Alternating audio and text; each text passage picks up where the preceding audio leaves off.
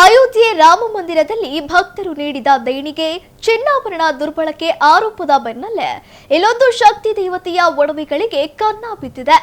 ದೇವಿಯ ರಕ್ಷಣೆಗೆ ನಿಲ್ಲಬೇಕಾದ ಪೂಜಾರಿಗೆ ಲಕ್ಷಾಂತರ ರೂಪಾಯಿ ಮೌಲ್ಯದ ಚಿನ್ನಾಭರಣಗಳನ್ನು ಕದ್ದು ಕರಗಿಸಿ ಮಾರಾಟ ಮಾಡಿರುವ ಮಹಾವಂಚನೆ ಬೆಳಕಿಗೆ ಬಂದಿದೆ. ಆದರೆ ದೇವಸ್ಥಾನದ ಟ್ರಸ್ಟ್ ಕಳ್ಳತನವನ್ನು ಮುಚ್ಚಿ ಹಾಕಲು ಯತ್ನಿಸುತ್ತಿದೆ ಎನ್ನುವ ಗಂಭೀರ ಆರೋಪ ಕೇಳಿ ಬಂದಿದ್ದು, ದೇವಸ್ಥಾನದ ಚಿನ್ನಾಭರಣ ಕಳವು ಪ್ರಕರಣಕ್ಕೆ ಈಗ ರಾಜಕೀಯದ ಬಣ್ಣವು ಬಂದಿದೆ. ಹಾಗಾದ್ರೆ ಯಾವುದು ಆ ದೇವಸ್ಥಾನ ಅಂತೀರಾ? ಈ ಸ್ಟೋರಿ ನೋಡಿ. ನಗರ ದೇವತೆ ದುರ್ಗಾಂಬಿಕಾ ದೇವಸ್ಥಾನದಲ್ಲಿ ದೇವಿಯ ಚಿನ್ನಾಭರಣ ಕಳವು.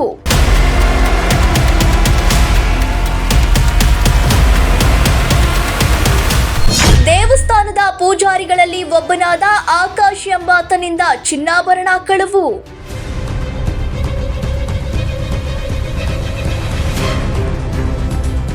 ಕಳ್ಳತನ ಪ್ರಕರಣ ಮುಚ್ಚಿ ಹಾಕಲಾಗುತ್ತಿದೆ ಎಂದು ಬಿಜೆಪಿ ನಾಯಕರ ಗಂಭೀರ ಆರೋಪ.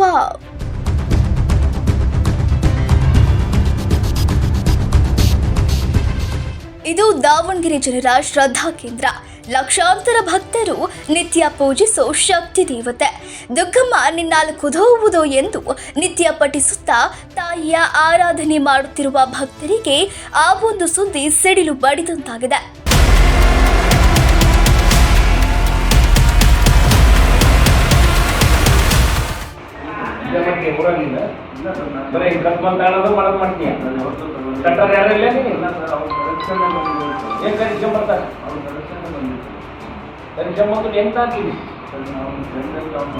ಯಾವನಾಗ್ಲೋ ನೀನು ಅಂಗಡಿ ಇಟ್ಟಾನೆ ಕಸ್ಮಾತ್ ತಗೋಕೆ ಮತ್ತೆ ಕರೆಕ್ಷನ್ ಯಾವನಾರ ಬಂದು ಕೊಡ್ತಾನಂದ್ರೆ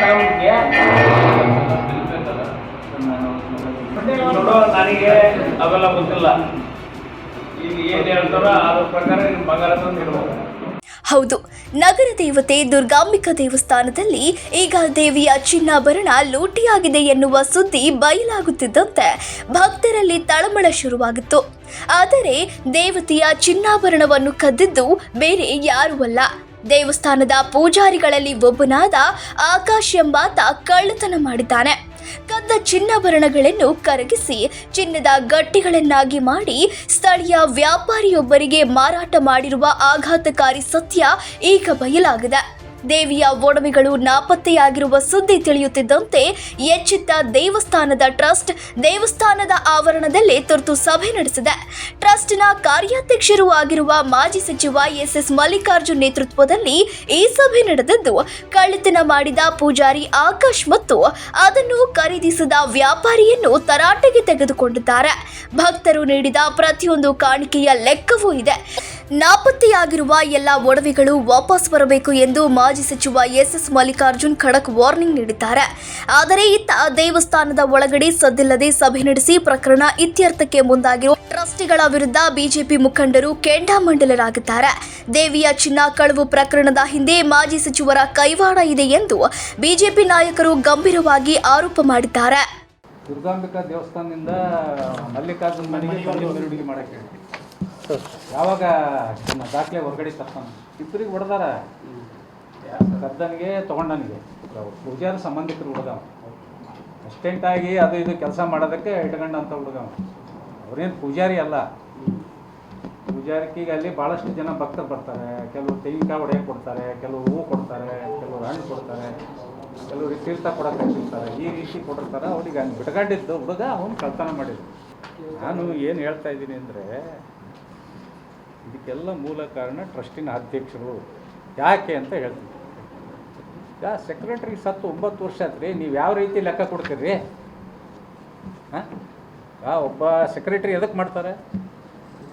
ಎಷ್ಟು ಹಣ ಬಂತು, ಎಷ್ಟು ದೇಣಿಗೆ ಬಂತು, ಹಾಂ, ಯಾವ ಲೆಡ್ಜರ್ನಿಗೆ ಎಂಟ್ರಿ ಮಾಡಿದ್ವಿ, ಹಾಂ. ಈ ಪೂಜಾರಿಕಿನ ಈಗ ಅಲ್ಲಿ 6 ತಿಂಗಳಿಗೆ ಒಂದು ಸತಿ ಪೂಜಾರಿಕೆ ಚೇಂಜ್ ಆಗ್ತದೆ. ಅವ್ರ ಫ್ಯಾಮಿಲಿ ಹೆಚ್ಚು ಕಡಿಮೆ 15-20 ಜನ ಫ್ಯಾಮಿಲಿ ಐತೆ. ಅವ್ರು ಪೂಜಾರಿಕೆ ಅಂತಾನೆ ಅಣ್ಣ ತಮ್ಮಗಳೆಲ್ಲ ಡಿವೈಡ್ ಆಗಿದ್ದಾರೆ. 20 ಜನ ಐತೆ. ಒಂದು ಪೂಜಾರಿಕೆಯಿಂದ ಇನ್ನೊಂದು ಪೂಜಾರಿಕೆಗೆ ಹೋಗ್ಬೇಕಲ್ರಿ. ಅವಾಗ ನೀವು ಲೆಕ್ಕ ತೊಗೋಬೇಕಲ್ಲ. ನಾವು ಎಲ್ಲ ದಾಖಲೆಗಳನ್ನು ಕಲೆಕ್ಟ್ ಮಾಡಲಿಕ್ಕೆ ಸರ್ವ ಪ್ರಯತ್ನ ಮಾಡ್ತಿದ್ದೀವಿ. ಅದಕ್ಕೊಂದು ತಾರ್ಕಿಕ ಅಂತ ಕಾಣಿಸ್ಕೊಂಬಿಟ್ಟು ಯಾವುದೇ ಕಾರಣಕ್ಕೂ ಬಿಡಲ್ಲ. ಕಂಪ್ಲೇಂಟ್ ನಾವು ಕೊಡಬೇಕು ಅಥವಾ ಟ್ರಸ್ಟ್ನವ್ರು ಕೊಟ್ಟಾಗ ಅವ್ರ ಮೇಲೆ ನಾವು ಸುಮೋಟ ಕೇಸ್ ರೀತಿ ಮಾಡಬೇಕು. ಅಲ್ಲಿ ಭಾಳಷ್ಟು ಜನ ಸಾರ್ವಜನಿಕರು ನಮ್ಮ ಹತ್ರ ಬರ್ತಿದ್ದಾರೆ. ದೇವಸ್ಥಾನಕ್ಕೆ ಈ ಥರ ಎಲ್ಲ ನಡೀತೈತಿ, ಎಲ್ಲಿ ಮಟ್ಟ ಅನ್ಯಾಯ ನೋಡ್ಕೊಂಡು ಸುಮ್ಮನಿರೋದು. ಹಿಂದೆ ಕಟ್ಟಡ ಕಟ್ಟಿದ್ರು, ಅವ್ರು ಯಾರು ಅವ್ರಿಗೆ ಬೇಕಾದಂಥ ಯಾವುದೋ ವ್ಯಕ್ತಿಗೆ ಕಾಂಟ್ರಾಕ್ಟ್ ಕೊಟ್ಟಂಗೆ ಮಾಡಿ 1-1.5 ಕೋಟಿಗೆ ಆಗ್ತಕ್ಕಂಥ ಕಟ್ಟಡವನ್ನು 3 ಕೋಟಿ ತೋರಿಸಿದ್ದಾರೆ. ಅದನ್ನು ನಾವು ಟ್ರಸ್ಟ್ ಒಳಗೆ ಗಲಾಟೆ ಮಾಡಿದ್ದೀವಿ. ಇದುವರೆಗೂ ನಾವು ದುರ್ಗಾಂಬಿಕಾ ದೇವಸ್ಥಾನದನ್ನು ಸಾರ್ವಜನಿಕರಿಗೆ ತರೋದು ಬೇಡ ಅನ್ನೋದಕ್ಕೆ ಅಲ್ಲೇ ಹೋರಾಟ ಮಾಡಿ ಅವ್ರ ಗಲಾಟೆ ಮಾಡಿದ್ದೀವಿ. ನೀವು ಕೆಲವೊಬ್ಬರಲ್ಲಿ ಇದ್ದೀರಿ ಅವಾಗ ಕೇಳಿದಾಗ ನಾವು ಆವಾಗ ಸುಳ್ಳು ಲೆಕ್ಕ ಕೊಟ್ಟರು. ಆಮೇಲೆ ಒಂದು ಟೈಮ್ GST ಕಟ್ಟಿವಿ ಅಂದರು, ಒಂದು ಟೈಮ್ ಕಟ್ಟಿಲ್ಲ ಅಂದರು. ಇವೆಲ್ಲ ಭಾಳಷ್ಟಲ್ಲಿ ಸಂಘರ್ಷಗಳು ನಡೆದಿಲ್ಲ ಅಂತಂದು ಹೇಳೋದಿಲ್ಲ. ನಾವು ನ್ಯಾಯದ ಪರವಾಗಿ ಪ್ರಯತ್ನದ ಹಾದಿಯಲ್ಲಿದ್ದೀವಿ. ಸಾರ್ವಜನಿಕರಿಗೆ ನ್ಯಾಯ ಕೊಡಿಸ್ತಕ್ಕಂಥ ಕೆಲಸ, ಅನ್ಯಾಯನ ಬಯಲು ತರ್ತಕ್ಕಂಥ ಕೆಲಸ ಮಾಡೋಕ್ಕೆ ಎಲ್ಲ ಪ್ರಯತ್ನನೂ ನಾವು ಮಾಡ್ತೀವಿ. ಇನ್ನು ಕಳ್ಳತನವಾದ ಪ್ರಕರಣ ಹೊರಬರುತ್ತಿದ್ದಂತೆ ನಾಮಕಾವಸ್ಥೆಗೆ ಸಭೆ ನಡೆಸಿ ಪ್ರಕರಣವನ್ನು ಮುಚ್ಚಿ ಹಾಕುವ ತಂತ್ರ ನಡೆಯುತ್ತಿದೆ. ಇಷ್ಟೆಲ್ಲ ಆದರೂ ಈವರೆಗೆ ಪೊಲೀಸ್ ಠಾಣೆಗೆ ದೂರು ನೀಡದೇ ಇರುವುದು ಏಕೆ ಎಂದು ಪ್ರಶ್ನಿಸಿರುವ ಬಿಜೆಪಿ ನಾಯಕರು ಪೊಲೀಸರು ತಕ್ಷಣವೇ ಸುಮೋಟೋ ಪ್ರಕರಣ ದಾಖಲಿಸಿಕೊಂಡು ತನಿಖೆ ನಡೆಸಬೇಕು ಎಂದು ಆಗ್ರಹಿಸಿದ್ದಾರೆ. ಈ ಎಲ್ಲ ಆರೋಪಗಳಿಗೆ ಉತ್ತರ ನೀಡಿದ ದೇವಸ್ಥಾನದ ಕಾರ್ಯಾಧ್ಯಕ್ಷ ಹಾಗೂ ಮಾಜಿ ಸಚಿವ ಎಸ್ ಮಲ್ಲಿಕಾರ್ಜುನ್, ಎಲ್ಲದಕ್ಕೂ ರೀತಿ ನೀತಿ ಧರ್ಮ ಇರುತ್ತೆ, ಅದನ್ನು ಬಿಟ್ಟು ಯಾರು ಹೋಗಬಾರದು.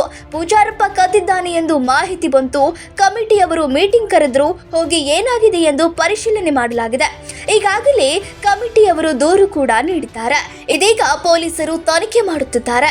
ತನಿಖೆ ಮಾಡಿದ ಮೇಲೆ ಸತ್ಯ ಗೊತ್ತಾಗುತ್ತೆ, ಅದರಲ್ಲಿ ರಾಜಕೀಯ ತರುವುದು ಏನಿದೆ ಎಂದು ಬಿಜೆಪಿ ನಾಯಕರ ವಿರುದ್ಧ ಕಿಡಿಕಾರಿದರು. ಅವ್ನಿಗೆ ಬೇರೆ ಕೆಲಸ ಇಲ್ಲ, ಅವನಿಗೆ ಏನಂತ ಆಗಲಲ್ಲ ನೋಡೋಷ್ಟು ನೋಡ್ತಾರೆ ಜನನು.